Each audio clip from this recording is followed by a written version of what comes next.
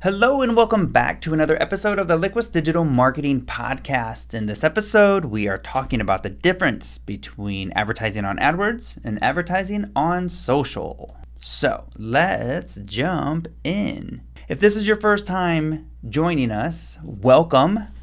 If you've been here before, welcome back. So today we're talking about advertising on Google AdWords, advertising on social, and what the big difference is and how to use them. So there's going to be a ton of information in here.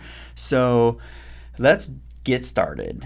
First thing you need to know, between the two, they're fundamentally different. So that's important to know because it changes how you use them, when you use them, and the results you would get. Okay, let's start with Google. Google is user intent based. Social is interruptive based, meaning when Google ads are shown to people, they are actively searching a keyword or phrase. So they are shown based off of users' intent. They're going to Google, they're searching X, Y, and Z because they want to know something, and your ad is going to then display to them. The user initiated it. The user's looking for it. Social ads are being shown in people's feeds because the ad you're running is set to target them based off of their interest. And those can be things like, well, we'll get into what all those can be, but they're basically put into their feed, and they are interruptive because at the time the person is viewing the ad, they weren't looking for you. They were just scrolling and your ad appeared in front of them. All right, so big deal. Who cares? You know, the ads are all about me. And if the person wants my services, they'll click and I win. Well, false. That is not how it works. The fastest way to lose on digital ads is not meeting the viewer where they're at. So let's dive deeper into these ads and go through some strategies of when and how to use them so you can spend your money effectively and get the results you're looking for. Okay, before we do this deeper dive, I want to tell you about a story that actually just recently happened, like this week. So I had a client prospect in our office, and we were doing kind of like a strategy meeting and talking about, you know, their needs and how we can help them. And this is a perfect scenario of when and how to use the two different platforms and how it might differ from one business to the next. Okay, so who they are a claims adjuster service. Okay, so people don't always need their service. There's a very small window in which that person would want their service. So let's say someone has an insurance claim and that insurance claim comes back. They're going to come and they're going to adjust that insurance claim and get them more for their money. Okay, so there's very small periods of time in your life where you're going to need their services. So if you ran a Facebook ad to anybody that's, you know, let's just even get a little interest or a little demographic targeting about, like, let's say they're homeowners in, you know, this age group, and you run this ad. Well, such a small percentage of this audience is going to need that service when they see that ad, right? So a better strategy would be to run a Facebook ad in an zip code area who recently had a catastrophic event, so a hurricane or a fire. Now we can run this ad in a targeted area for a targeted reason, and it makes sense. And then now there's Google. This is the place where they probably should spend most of their time, because now in Google, if someone needs their services, they're going to go to Google and they're going to search services, claim adjusters, or whatever their keywords might be. And then they're looking for them, they need them, they're going to go to Google, they're searching. That's when you're going to meet them where they're at. Okay, so that's just a little kind of example story of how we've ran into this or how this might affect you and your business. Okay, so let's take a deeper dive into the Google search ads and the strategy and the person's mindset and when to use it. Okay, so let's talk about what a Google search ad is, the anatomy of a Google search ad. So basically, when you do a Google search ad, it breaks down in AdWords into campaigns, ad sets, and ads. Okay, the ads are very simple. They're textual. You get a limited amount of characters that you can use. It basically looks like a Google search result. When you go to Google and search something and you get that list of results, that's what your ad looks like. They are driven by keywords or keyword phrases.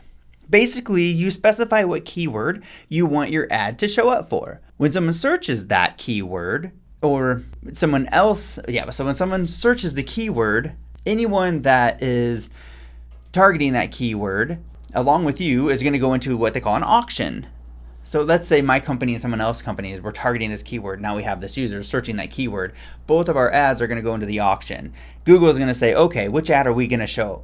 This guy's or this guy's? And then which order? So that's where it gets a little tricky, and that's where like a marketing agency can come in and help and really optimize things. But basically it's going to go into an auction, and now Google is going to show your ad or their ad based off of that keyword. So it's driven by the keyword. So now we know the user's mindset, right? We know that they're looking for us. Now we can start to think like them. Like, okay, so if I'm trying to think of the mindset, now I can get into their heads. I can say, okay, here's this person, they have this problem. What are they searching? What jargon are they using? Are they using the same words that I am? I can be where they're at. I can get into their mindset. This will help me form the verbiage in the ad. What are their biggest pain points? What are the things I can help them most with? What are the most important things that should be in my title and in the description? And what do they want to see that's going to make them click through? That is getting the mindset, right? So what strategy, what to say, what verbiage to use, what keywords to target. That's AdWords. Let's talk social. The anatomy of a social ad is you have campaigns, ad sets, and ads. The ad style for social, there is actually a wide range of different ad styles, but let's just say they're full-featured, robust. You can have video, you can have carousels, images, you have full lengthy text. There's no limit to really the text that you can have. You can have emojis, you can have links, all kinds of stuff, right? They're full-featured. You can do anything with these ads. So that really changes how you can speak to somebody in your ads. Okay, so what drives a social ad? Okay, so differently than Google, which is driven by users searching a keyword, with social, we're targeting the user based off of some criteria, interests, things they like. The social networks know all about us. They know our likes, they know our dislikes, they know our interests, they know who we follow, they know what we watch, they know if we're clickers or if we're purchasers, they know if we're homeowners or renters, they know our average household income. They know if we're married or if we're single, if we have children, if we have multiple children, if we're expecting children, if we were engaged recently, if we've moved recently. They know really more than you probably want to know they know about you, right? It's kind of scary.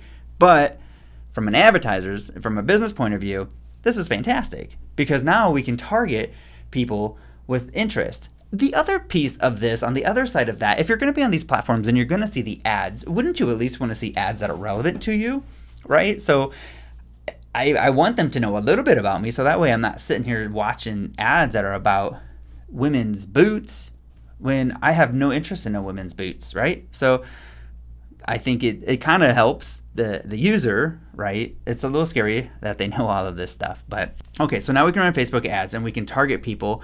I guess, for example, we can target people who have recently moved or have made a purchase, or maybe they're into Corvettes. People's demographics and interests are the driving factor in how social ads are shown. So maybe it's because we're running a retargeting ad and they visited a website. Regardless, it all comes down to the user and their interest or their actions, and basically we are putting an ad in front of them because they've done something, liked something, showed interest in something. And these can be very effective, but the main reason why people have such problems with them is because they're not thinking of the mindset of their audience. If we're thinking of the mindset of our audience when it comes to social ads versus Google ads, someone's probably a little further down in the funnel, the buying cycle. They're ready to buy, they're looking, they're researching, they need answers, they want answers. They're looking for you. With social, they're just scrolling through their posts and you're just up in their face. So you need to come with value. You need to come out with something that's going to grab their attention and be interesting to them and something that they want to see at that time, something enough that is going to take them off of the platform or click on your ad and interrupt their flow. So you have to come with value. You have to come with a different mindset when you're doing social ads.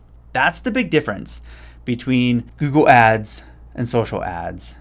And when I say Google ads, I mean Google search ads. So the biggest difference is really the mindset of the user and the user's intent. Social, they're not looking for you. You're just in their face. Google, they are looking for you. And this is probably why you pay a little bit more on Google. But anyway, that is it for today. If you found this podcast helpful and valuable, please subscribe and possibly leave a review or share with a friend. And we'll see you in the next episode.